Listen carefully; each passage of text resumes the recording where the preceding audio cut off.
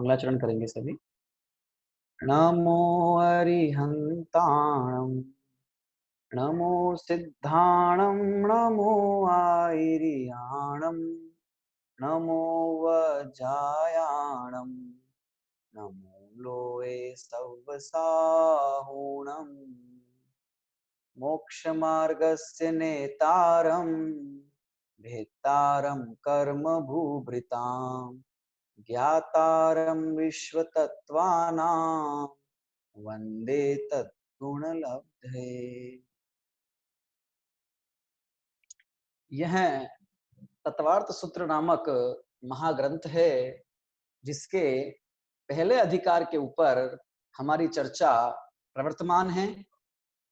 पहला अधिकार जहां सर्वप्रथम ही मोक्ष मार्ग का निरूपण पहले ही सूत्र में कर दिया गया और सम्यक दर्शन ज्ञान चरित्र की एकता को मोक्ष मार्ग कहा।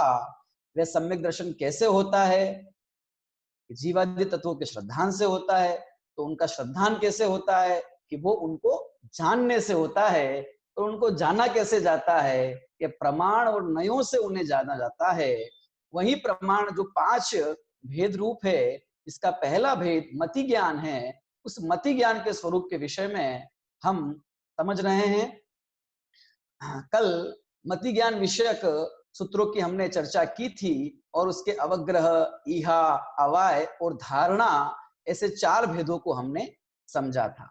अब अवग्रह पूर्वक जानता है, अवग्रह होता है, इहा होती है, अवाय होता है और धारणा होती है।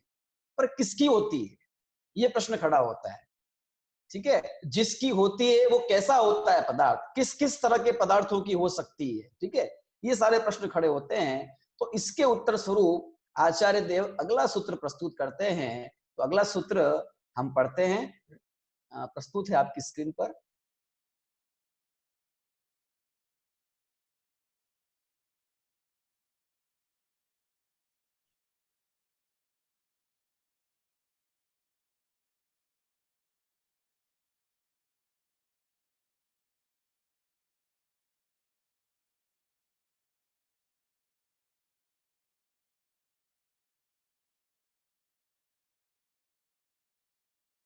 सूत्र क्रमांक 16 ये आप सभी के सामने आपको दिखाई दे रहा है। हम सूत्र का यहाँ से पाठ करेंगे और आप सब लोग भी ध्यान से सुनेंगे और सूत्र पाठ करेंगे। शुरू करते हैं। बहुविध क्षिप्रा निःसृता नुक्त ध्रुवाणाम सेतराणाम। पुनः बहुविध क्षिप्रा निःसृता नुक्त ध्रुवाणाम सेतराणाम। बहुविध क्षिप्रा निःसृता नुक्त ध्रुवाणाम सेतराणाम। ठीक है, इस प्रकार से ये हमने सूत्र का पाठ किया है। अब इस सूत्र का हम सूत्र विच्छेद करते हैं, वो आप सबको ध्यान से सुनना है। ठीक है, बहु डैश बहुविध डैश क्षिप्र, ठीक है, डैश अनिःसृत डैश अनिःसृत डैश अनुक्त डैश ध्रुवाणाम स डैश इतराणाम। स डैश इतराणाम, है ना। वापस बोलता हूं मैं, बहु डैश बहुविध डैश क्षिप्र डैश अनिःसृत डैश अनुक्त डैश ध्रुवाणाम स डैश इतराणाम। ठीक है, ये छोटी की मात्रा है ना, इतराणाम। ठीक है, ये हमने इस सूत्र का सूत्र विच्छेद किया है। अभी हम समझते हैं एक एक पद जो इस सूत्र में दिया गया है। सबसे पहले सूत्र को थोड़ा और विस्तृत करेंगे क्योंकि ये सूत्र अभी थोड़ा सा और खुलेगा। ठीक है ना, देखिए क्या है इसमें। सबसे पहले देख लेते हैं, हम वापस ध्यान देते हैं।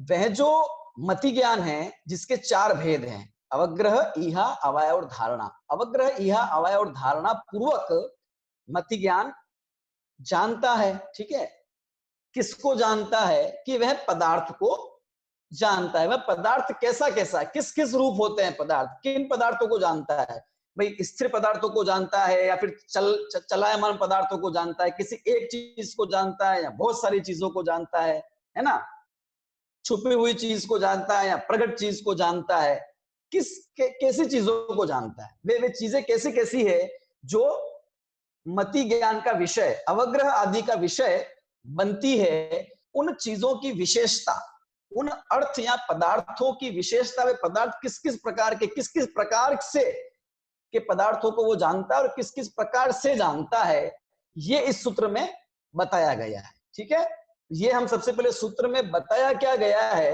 वो हमारे ज्ञान में होना चाहिए। ठीक है, तभी हमें समझ में आएगा कि ये बहुविध ये है, ये सब है क्या। ठीक है, अभी देखिए वापस आ जाइए। बहुविध, क्षिप्र, अनिश्रित, अनुक्त, ध्रुव। ठीक है, ऐसे पदार्थों को जानता है बहुविध। अभी और क्या आगे देखना, अभी ये शब्द दिया हुआ है पीछे सेतराणाम। ठीक है, यानी कि इन पदार्थों को जानता है। और स इतर, इतर मतलब दूसरा, है ना, स इतर मतलब इसके दूसरे पक्ष को, ये जितने चीजें दी हुई है इनके जो दूसरे पक्ष हैं, इनका जो दूसरा प्रतिपक्ष है, इनका जो दूसरी साइड है, ठीक है ना, इससे विपरीत जो है वो भी जानता है, उनको भी जानता है। ठीक है, तो अभी 6 हमारे सामने आ गए, बहुविध, क्षिप्र, अनिश्चित इत्यादि। अभी देखो बहु का उल्टा क्या होगा, इतर। इसका उल्टा क्या होगा, प्रतिपक्ष क्या होगा कि एक है। बहुत का उल्टा एक या अल्प होता है। बहुविध तो एक विध। ठीक है, क्षिप्र तो अक्षिप्र, क्षिप्र का अक्षिप्र। ठीक है, ये दो के जोड़े बन जाएंगे सारे। अनिश्रित तो इसका क्या बन जाएगा, इतर पक्ष क्या बन जाएगा इसका, निश्रित। ठीक है, अनुक्त इसका बन जाएगा उक्त। ठीक है, और ध्रुव, ध्रुव का बन जाएगा अध्रुव। तो अभी हमारे पास दो के 6 जोड़े बन गए, यानी कुल मिला के 12 प्रकार की चीजें आ गई। ठीक है ना, तो कौन कौन सी हो गई, बहु एक, बहुविध एकविध, क्षिप्र अक्षिप्र, अनिश्रित निश्रित, अनुक्त उक्त, ध्रुव और अध्रुव। ये 12 प्रकार के भेद, ये 12 प्रकार के भेद वस्तु के, अर्थ के हो गए, जिस अर्थ को मति ज्ञान जानता है, अवग्रह जानता है, इहा जानती है, अवय जानता है, धारणा जानती है। इन रूप से मति ज्ञान जिन 12 प्रकार की चीजों को जानता है, वे 12 उस चीजों के 12 प्रकार के भेद हमारे सामने आ गए। 6 तो सूत्र में बताए हुए हैं और उसके विपरीत जो 6 हैं उनका हमने सेतराणाम इस पद से उसका ग्रहण कर लिया है। ठीक है, सूत्रार्थ पढ़ लेते हैं। सेतर प्रतिपक्ष सहित बहुविध, क्षिप्र, अनिश्रित, अनुक्त और ध्रुव के अवग्रह, इहा, अवाय और धारणा रूप मति ज्ञान होते हैं। ठीक है, वही बात जो हमने समझी।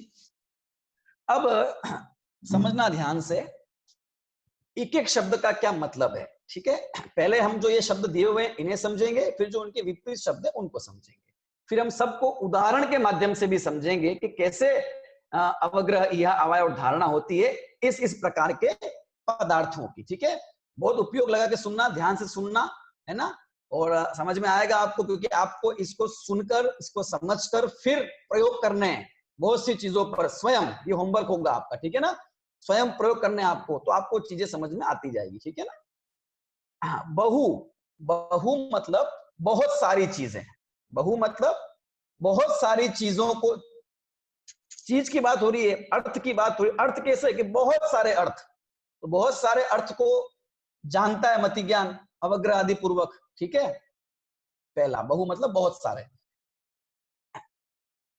इसका उल्टा क्या था, एक, एक चीज को जानता है, या इसका उल्टा अल्प, थोड़ा भी हो सकता है, थोड़ी चीजों को जानता है। ठीक है, बहुत चीजों को जानता है, एक चीज को या थोड़ी चीज को जानता है, हो गया बहुविध। बहुविध मतलब बहुत प्रकार की चीजें, विध मतलब प्रकार, भेद, बहुत प्रकार की चीजों को जानता है।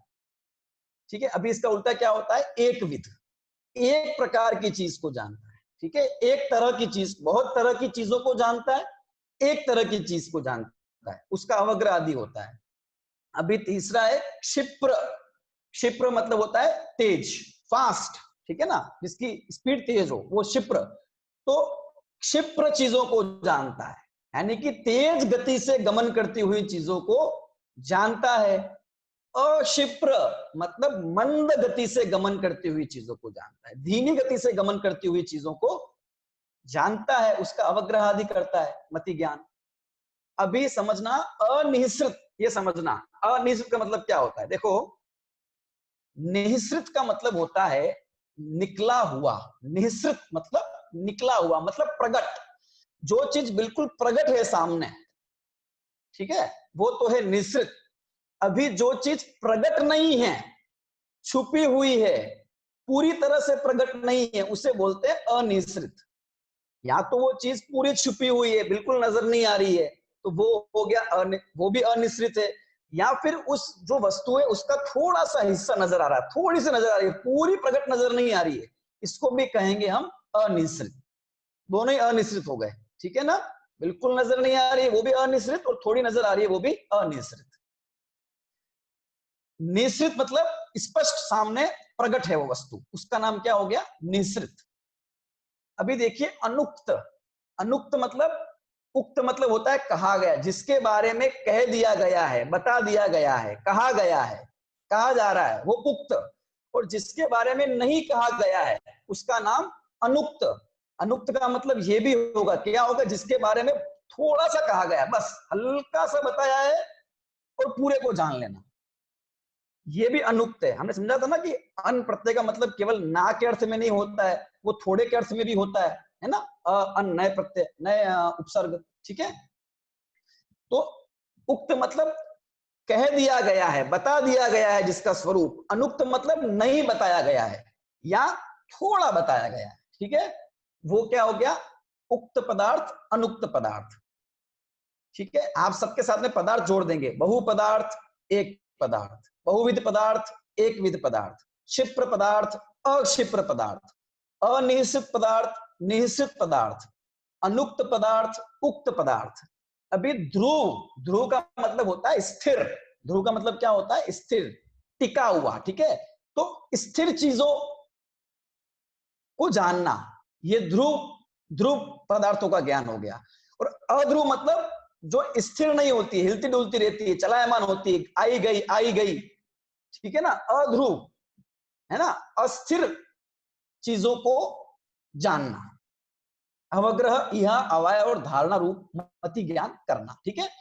तो इस प्रकार से ये पदार्थ के 6 और इसके विपरीत 6, 12 प्रकार के भेद किए, और इनको जानना, इन पदार्थों को, इस प्रकार के पदार्थों को मति ज्ञान विषय करता है, उसका अवग्रह भी करता है, उसका इहा होती है, उसी की अवाय होता है और उसकी धारणा होती है। इन 4 प्रकार से इन 12 प्रकार के पदार्थों का ज्ञान होता है, 4 तरह से 12 प्रकार की चीजों का ज्ञान होता है, ठीक है।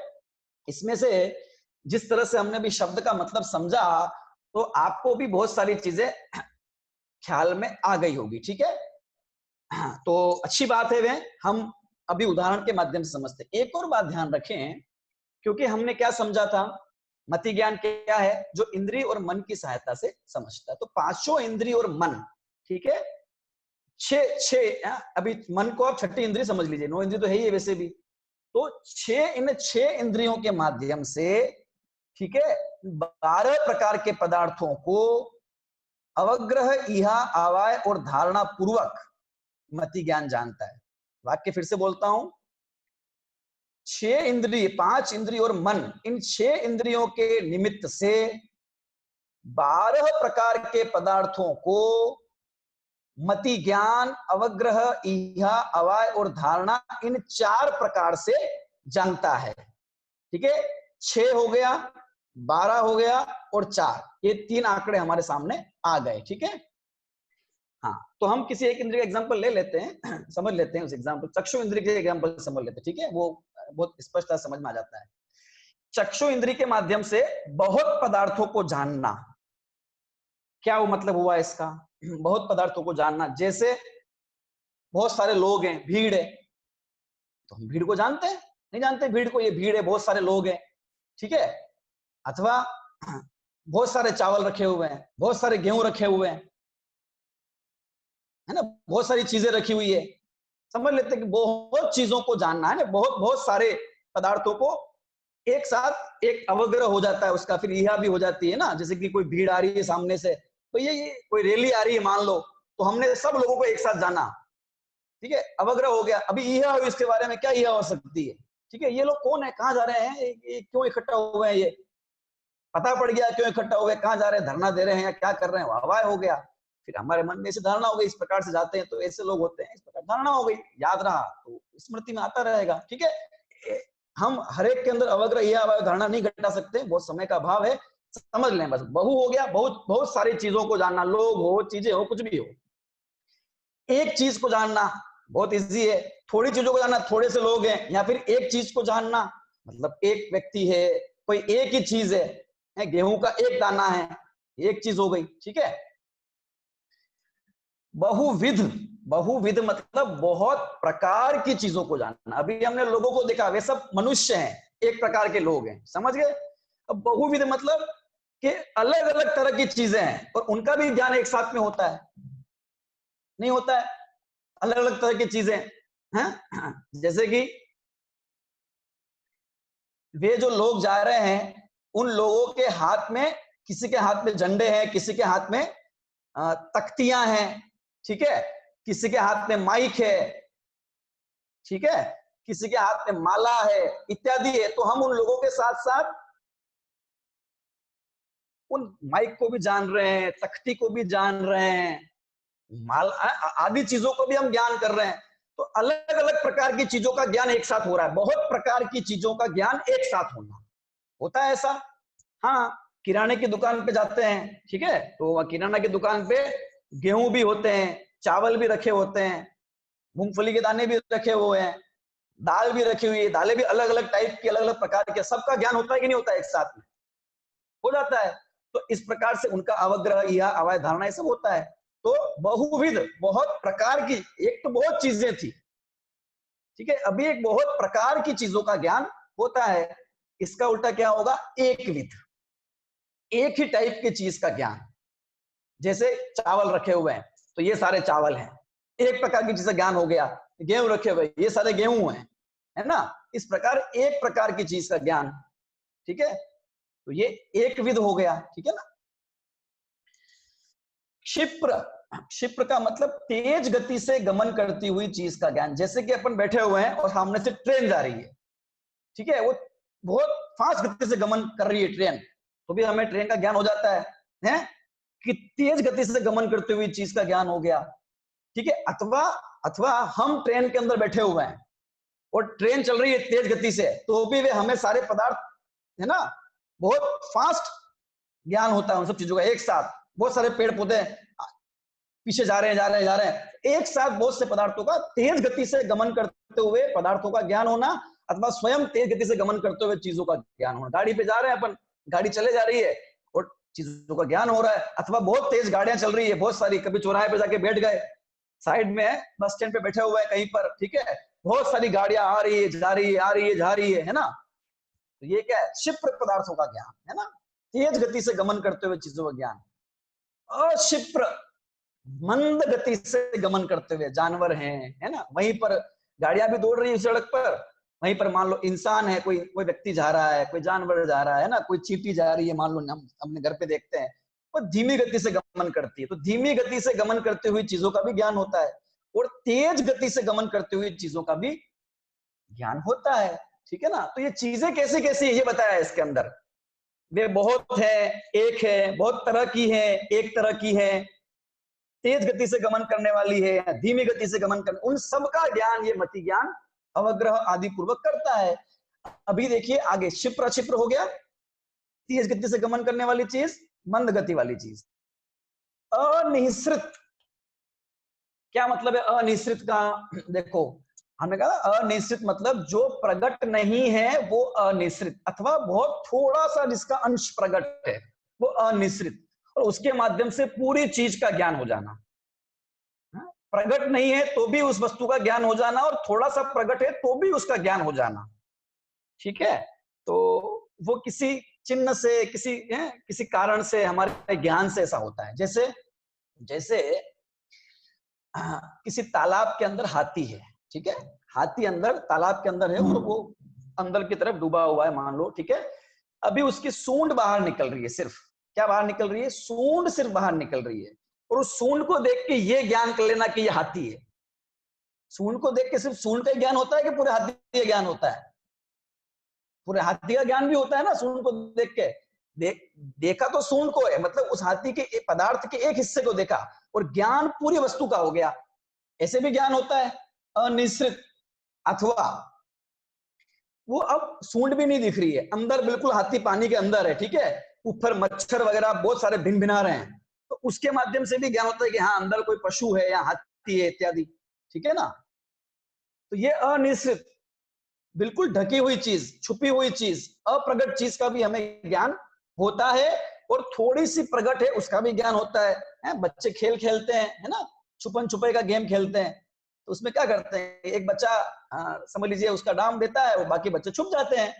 अभी जो बच्चा, उनको जो छुपे हुए लोग हैं ना, उनको ढूंढने के लिए आ रहा है दूसरे बच्चों को, तो वो बड़ा ध्यान से आता है। अभी एक बच्चा उधर कोने में छिपा हुआ है, उसका जो है ना पैर निकला हुआ है, हल्का सा बाहर एक पैर निकला हुआ है, शरीर का हल्का सा हिस्सा बाहर निकला हुआ है।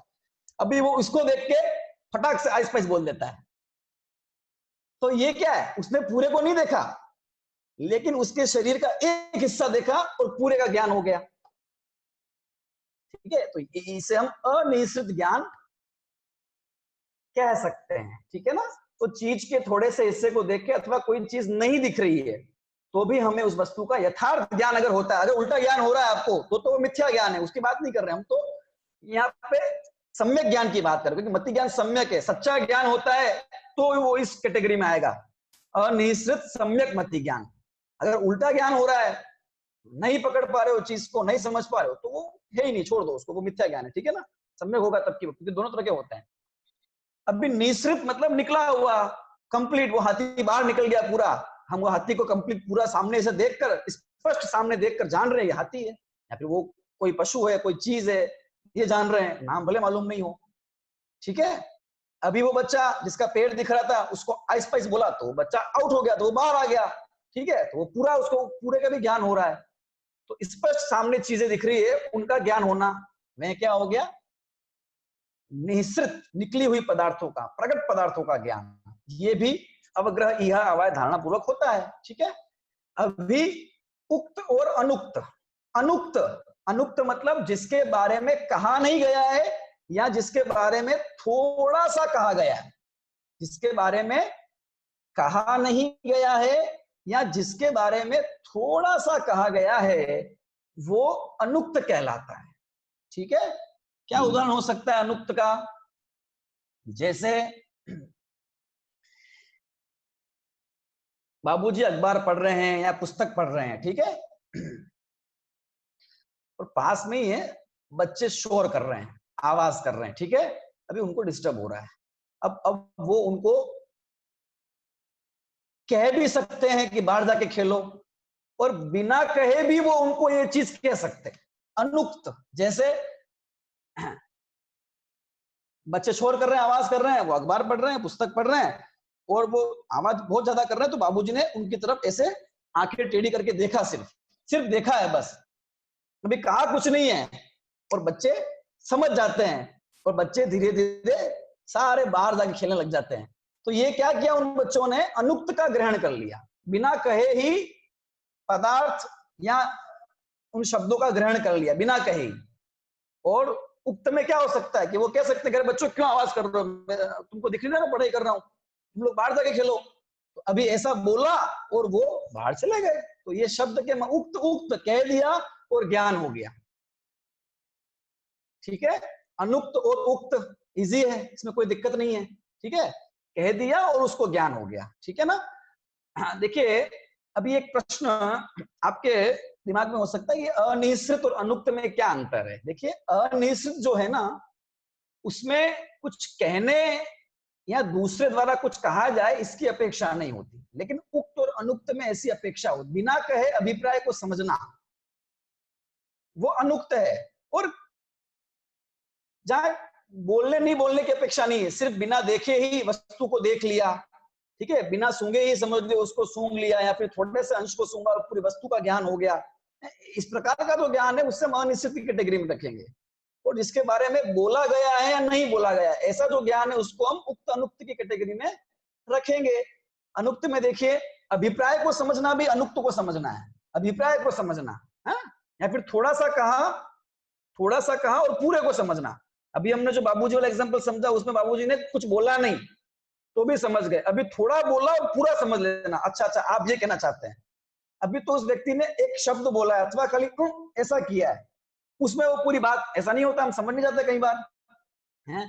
बच्चा घर पे लेट आया बाहर से, रात की 11-12 बज गए, जरा ना फोन किया ना कुछ किया, अभी डोरबेल बजाता है, गेट खोलता है तो मम्मी गेट खोलती है, तो मम्मी की शक्ल देख के क्या बोलता है, मम्मी सॉरी। अब मैं हमेशा टाइम पे आऊंगा, तो माँ कहती है कि बेटा मैंने कुछ बोला कहाँ अभी तक, आपने बोला नहीं पर मेरी समझ में आ रहा है सब। ये हो गया अनुक्त का ग्रहण, ठीक है ना। अभी वो थोड़ा सा बोले और पूरा समझ जाए, ऐसा भी हो सकता है। जैसे जैसे माँ ने बोला बेटा, इतना बोला सिर्फ बेटा, और वो बेटा बोलता है mummy mummy sorry sorry sorry,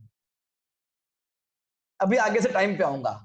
तो बोला मैंने कुछ कहा थोड़ी ही नहीं, आपने कहा नहीं, आपने बेटा कहा, इतने में मैं समझ गया कि आप क्या कहना चाहते हैं। तो वक्ता के अभिप्राय को समझ लेना बिना कहे या थोड़ा कहे, वो भी अनुक्त ज्ञान उसकी कैटेगरी में आएगा, है ना। शास्त्र में कोई बात लिखी हुई है, ठीक है, तो लिखी हुई बात को यूं का यूं ग्रहण कर लेना, ये उक्त कैटेगरी में आ जाएगा, ठीक है।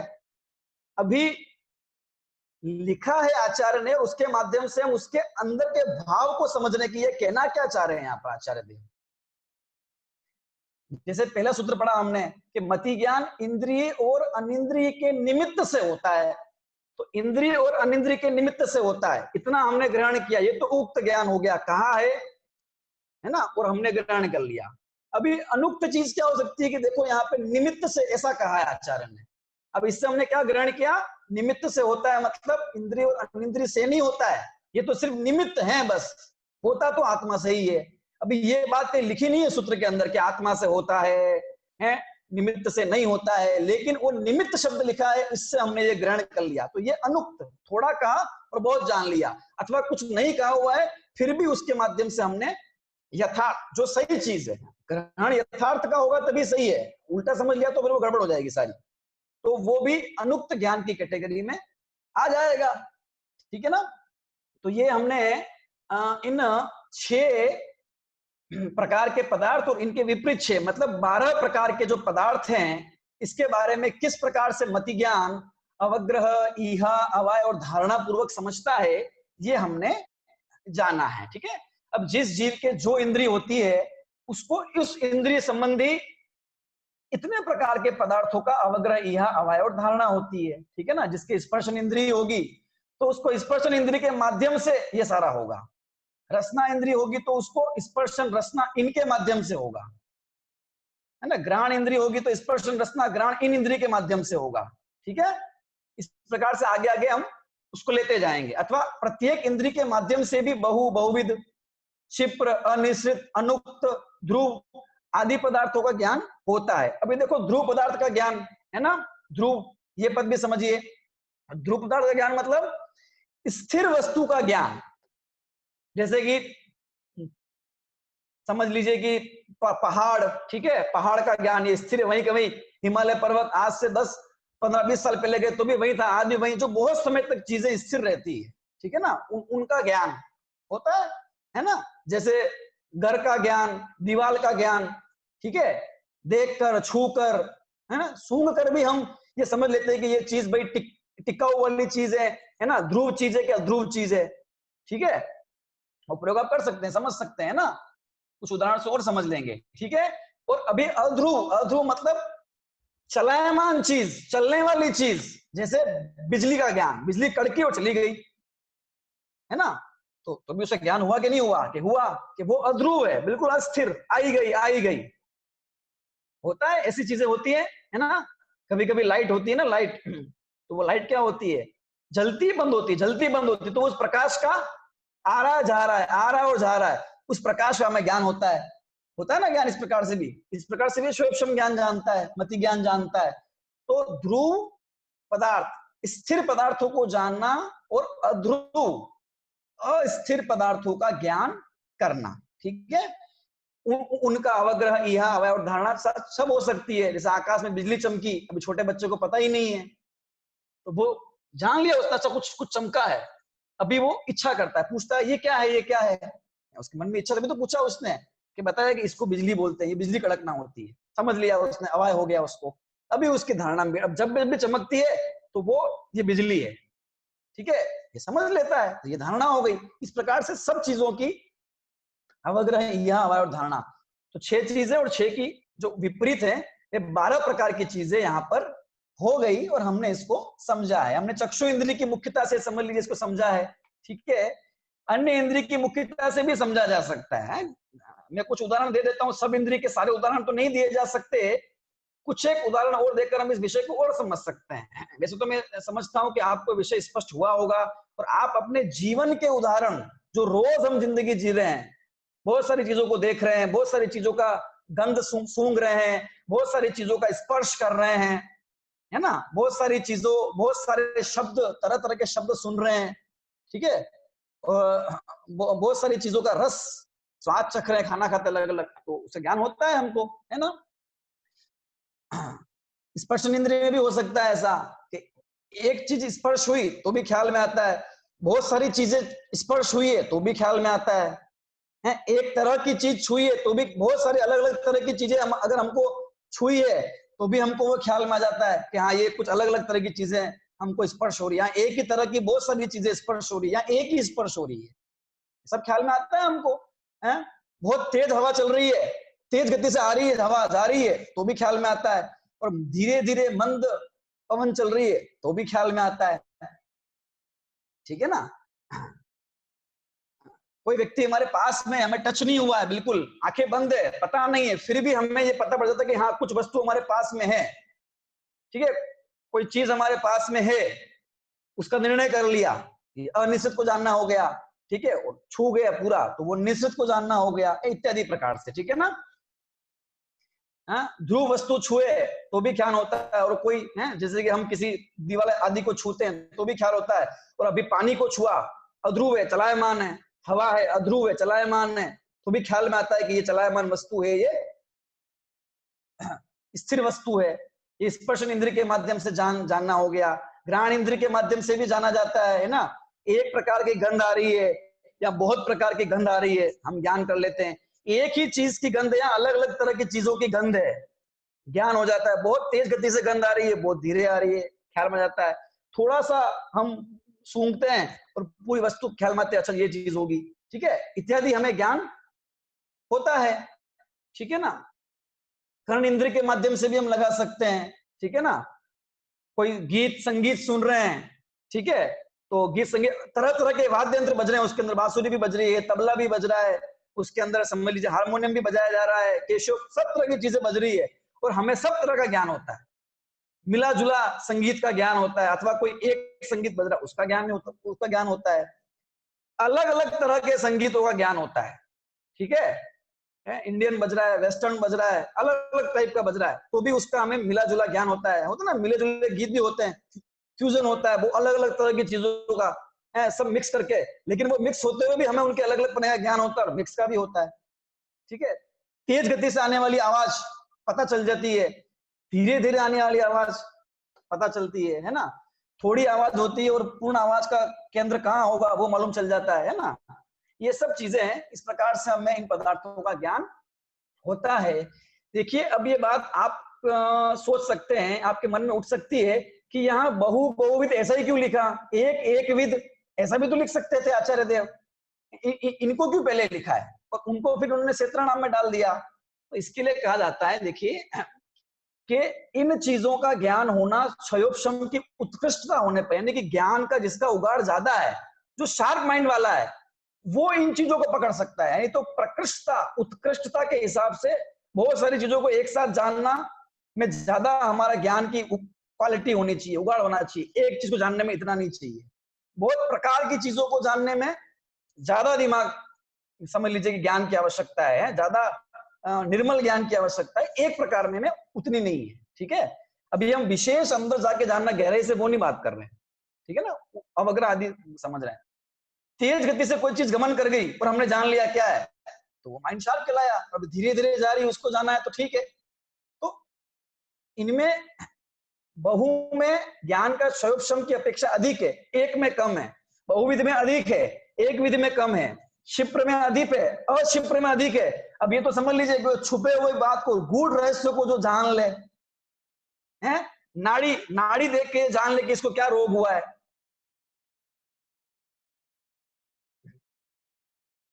नाड़ी देख के जान ले कि उसको क्या हुआ है, हैं? ये सब होता है ना। तो उस ज्ञान को कितना विशिष्ट मान लेते हैं कि भाई लोग, कैसी बात है, गजब की बात है ना।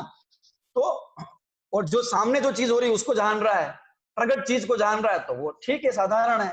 तो ये ज्ञान की अधिक प्रकटता हो गई, मतलब अधिक प्रकटता, अधिक ज्ञान क्षयोपशम अधिक है, तभी जान पा रहा है वो चीज को।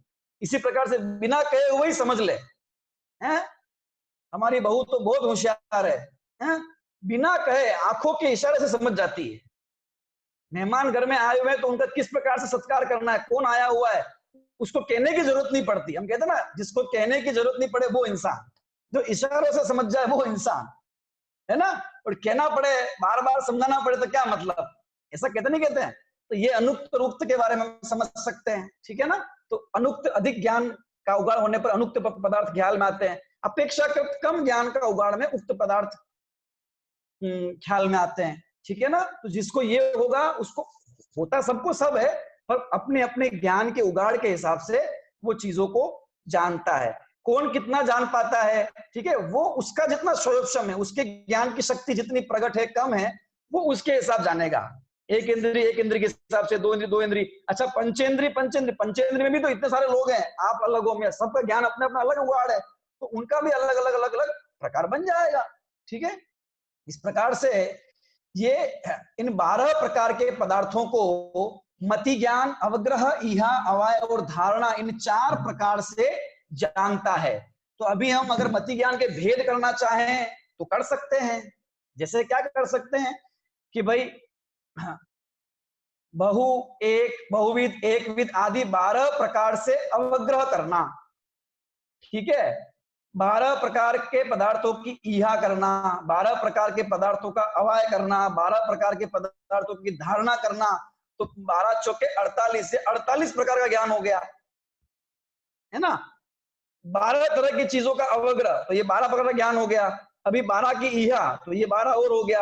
12 का अवाय, ये 12 हो गया। धारणा का और 12, ऐसे 12 चौके 48 प्रकार का हो गया, है ना। अभी ऐसे करके अनेक भेद बनते हैं। तो अगला सूत्र पढ़ेंगे तो वहां मति ज्ञान के 336 भेद किस प्रकार से बनते हैं उसको समझेंगे, ठीक है ना। तो इस प्रकार से हमने ये सूत्र के माध्यम से ये समझा कि किस प्रकार से ज्ञान होता है। अभी जो अगला सूत्र है वो है अर्थस्य। क्या सूत्र है? अर्थस्य। मतलब ये बहुविध भेद के किसके किए कि अर्थ के होते हैं, वस्तु के होते हैं, है ना। ये बता दिया, वस्तु के होते हैं। ये बताने के लिए कि हमें ज्ञान हो कि